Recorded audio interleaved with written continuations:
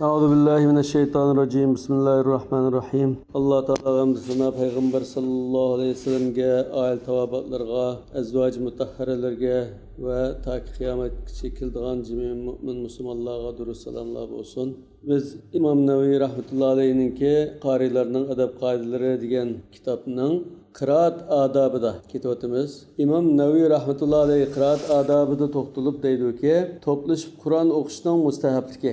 Jamoat ichidagi Qur'on o'quvchilarning, tanishuvchilarning ularni Qur'on o'qish uchun to'plagan, Qur'on o'qishga qiziqtirgan va taklif qilgan kishilarning fazilati. Bilingki, to'plashib jamoat bo'lib Qur'on o'qish mustahabdir. Endi bu yerda to'plashib jamoat bo'lib Qur'on o'qishdan ikki ehtimollik bor. Biri, hammalar o'z oldimizga o'qisaqmi to'plashib o'qigan bo'lamizmi? Yana birisi, biraylar o'qiydi, navbat bo'yicha biz o'tganda o'qigandek surani navbat bo'yicha o'qiymiz. Yana birisi, bu yerda İmam Nevevining ko'z tutqini, hammalar bir surani, bir oyatni tang o'qiymiz. Umumxo'r deymizmi? Mesela sınıfta o'qituvchi Qulvallohni takrorlatmoqchi bo'lsa, ustoz bir oyat o'qiydi, 30 bal tang takrorlaydi-ku. Mushuni ko'z tutgan bo'lishi mumkin. Jamoat bo'lib o'qishdi. Buni İmam Nevevi rahmetullahi alayhi mustahab dedi. Ochiq dalillar, salaf va xalaflar shularning ish harakatlari buningga shohiddir.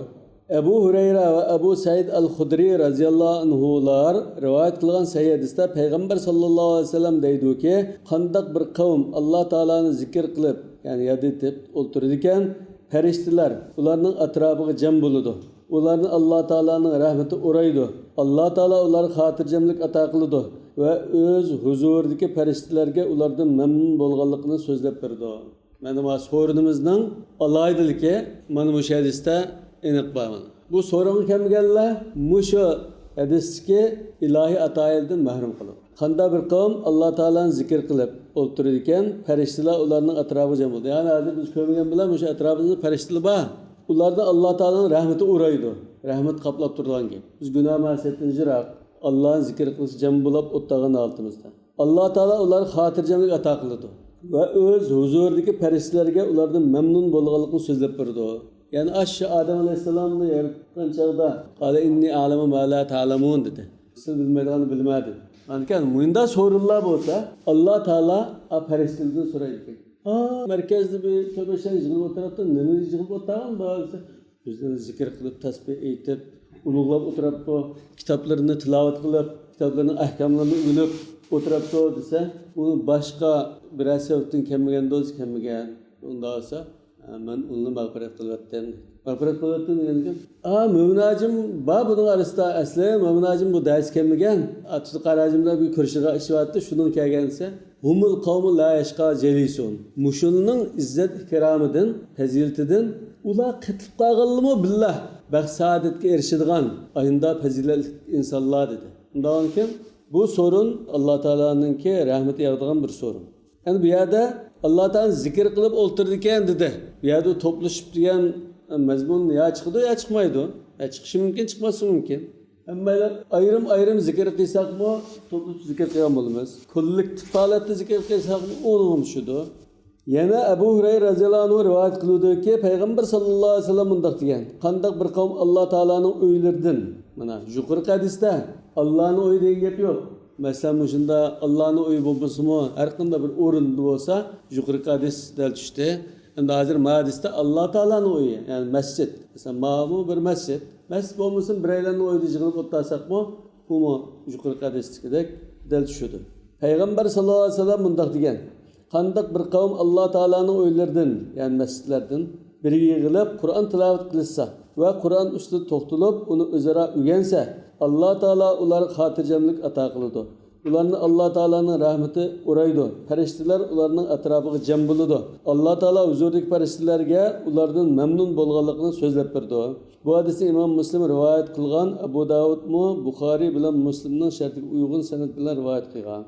Yana Muaviya radhiyallohu anhu deydi-ki, Payg'ambar sallallohu alayhi vasallam sahabalari jam bo'lgan bir so'rin kelib, o'ltiribsizlar-ku deb so'radi. Sahabalar biz Alloh taolaning bizni islomga hidoyat qilganligi va bizga qilgan iltifotlar uchun Alloh taolani yod etib va hamda etib o'ltiribdimiz deydi.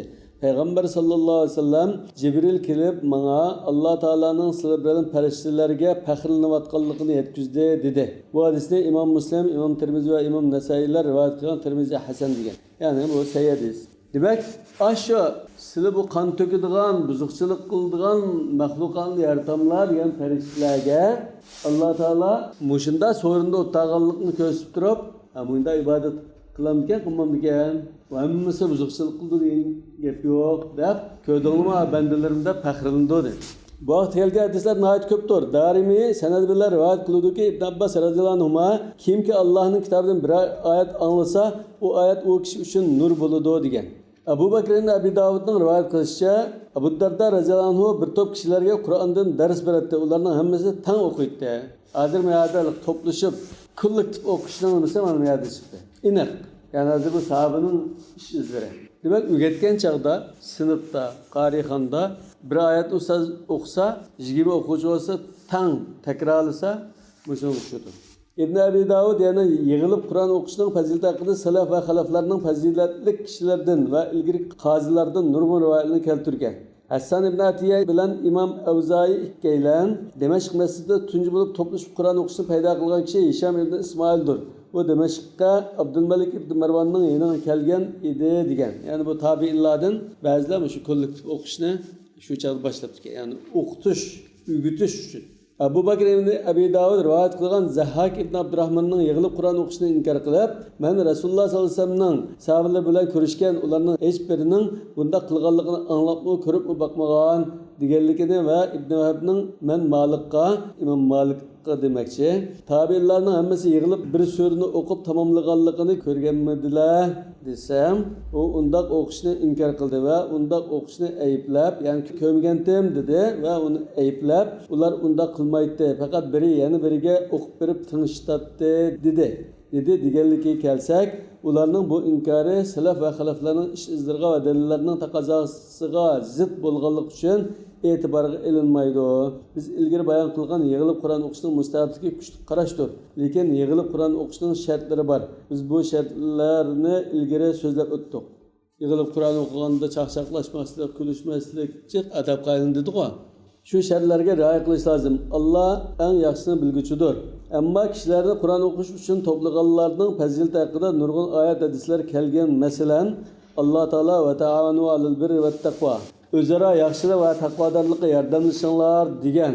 Payg'ambar sallallohu alayhi vasallam yaxshilikqa boshlab qo'yg'uchiga shu yaxshilikni qilgan kishiga o'xshash savob bo'ladi degan. Payg'ambar sallallohu alayhi vasallam yana Allohning sen orqali biror kishini hidoyat qilishi sen uchun qizil tugulardan yaxshidir degan. Yani qizil tugular Arabning eng atva mol-mulki bo'lg'achqa, yani dunyodan yaxshi demakchi. Shaksizki, buningga kuch chiqargan kishilarning ajri haqiqatan cho'ngdir.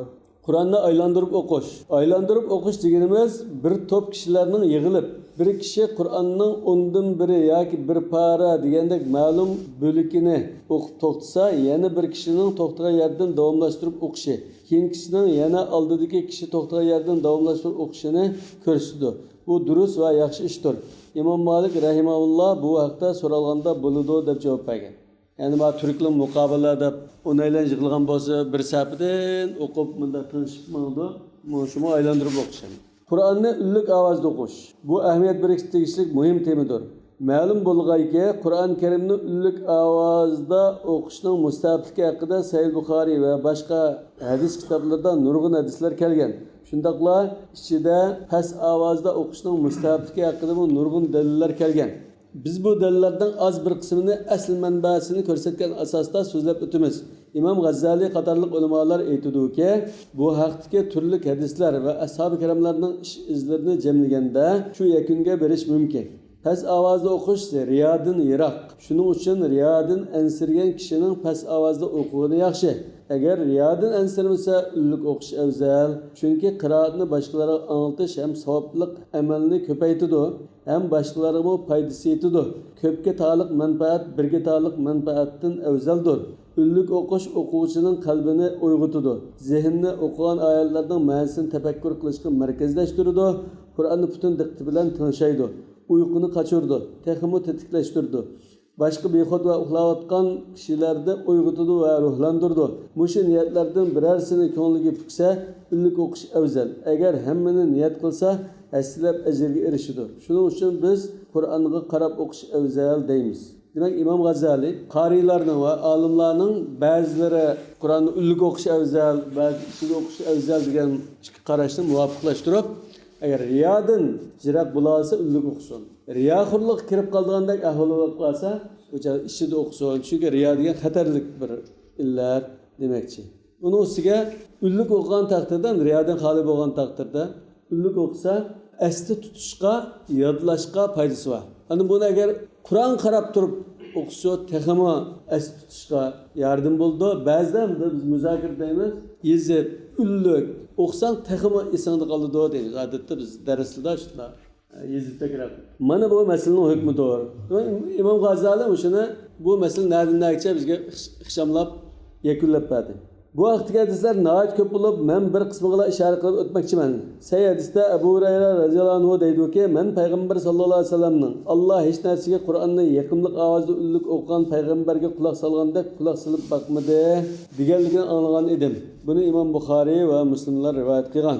Allah quloq soldi deganlik Allohning rozi bo'lganligini va qabul qilganligiga ishoratdir. Endi u ta'vil daris kirdi. Allah quloq soldi deb o'tib ketsak bo'ladi. Yana Abu Musa Ash'ari radhiyallohu anhu rivoyat qildi-ki, payg'ambar sallallohu alayhi vasallam uningga "Sanamu Davud alayhisalomga berilgan chiroyli ovozlardan bir ovoz berilgan ekan" degan. Bu hadisni Buxoriy, Muslimlar rivoyat qilgan. Muslimning yana bir rivoyatida payg'ambar sallallohu alayhi vasallam "Navoda tunigan kez sening qiroatingni anglayotgan chig'imda meni ko'rgan bo'lsang" degan. Yani ko'rgan bo'lsang xo'shlab ketding degan ma'noda. Bu hadisda İmam Müslim yana Burayda ibn Husayb radhiyallohu anhudan rivoyat qilgan. Demak, tunugan kez sening qiroatini anglayotgan chig'imda degan gap bu sahabi shu ullik o'qiyotganligini bildirdi-ku. Fazal ibn Ubay radhiyallohu anhuning deyishicha payg'ambar sallallohu alayhi vasallam Alloh Qur'onni chiroyli ovoz bilan o'qigan kishiga xo'jayin nag'michi dediki, quloq solgandimi bakrak quloq soladi degan. Bu hadisni Ibn Majah rivoyat qilgan. Abu Musa Ash'ari radhiyallohu anhuning deyishicha payg'ambar sallallohu alayhi vasallam bunday degan.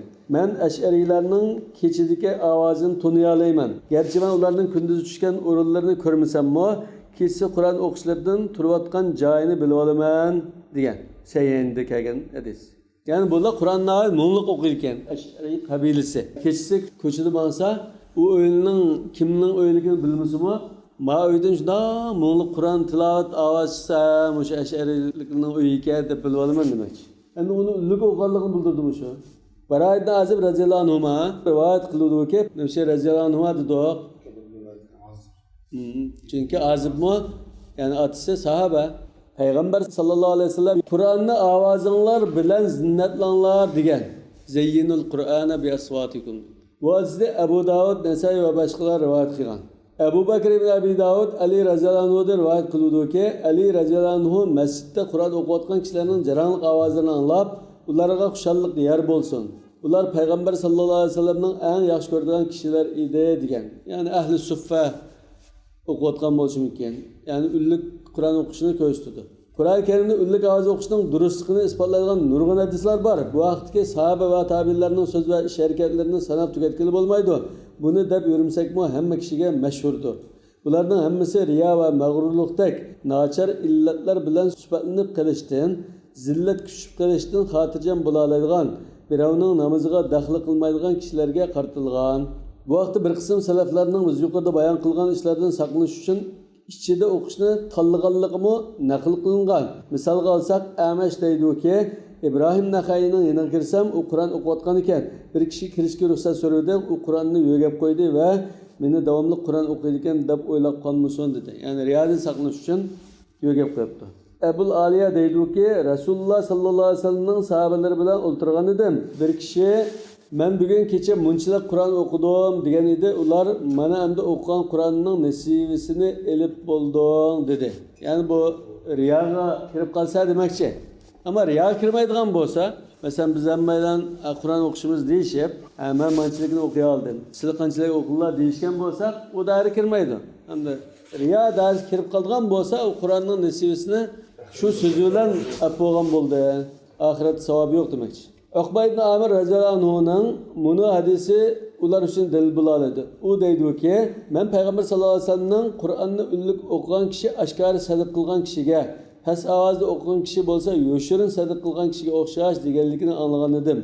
Bu hadis Abu Dawud, Nasa'iy va Tirmizilar rivoyat qilgan, Tirmizi hasan hadis degan. Tirmizi deydiki, bu deganlik Qur'onni past ovozda o'qish, unlik ovozda o'qishdan afzal deganlikdir. Chunki yoshirin sadaqa oshkora sadaqadan afzal. In tubdu sadaqati fa ni'mahi va in tukhfuha va tu'tuha al-fuqara fa huwa khayrun lakum. Yani afzal dedi-ku. Demak, bu unga o'xshatgan ekan sadaqaga. Kishida o'qish afzal degan mazmun chiqdi demakchi. Ahli ilmlar buni kishi maxfiy amal qilganda mag'rurlikdan amin bo'la oladi. Chunki amal ibodatni maxfiy qilgan kishining mag'rurlikka tushib ketishidan oshkor qilgan kishidan ansirgandek ansirmasakmi bo'ladi deb tushundirdi. Meningcha, ya'ni Imom Navoiy rahmatullohi alayhi ikki qarashni bayon qilgandan keyin hozir bizga xulosa bermoqchi. İmam Navoiy rahmatullohi alayhi deydiki, meningcha bularning hammasi bu temaning beshida bayon qilingan tafsilot bilan birdaklikka ega. Bu temamizning beshida Qur'onni unlik o'qiganlik sababli ba'zi yomon ishlarga tushib qolishdan ansirsa, ya'ni riyoga o'xshash, maxfiy o'qiydi. Agar ansirmasa, unlik o'qish mustahab deganidir. Agar to'plashib jamoat bilan Qur'on o'qigan bo'lsa, boshqalarga naf yetilganlik uchun unlik o'qish texmi mustahab bo'ladi. Buni ilgariki bayon qilgan dalillarimiz ham kuchlantirdi. Alloh eng yaxshisini bilguchidir. Mushaychi bo'lsin. Subhanakallohumma va bihamdik ashhadu an la ilaha illa ant astagfiruka va atubu ilayk.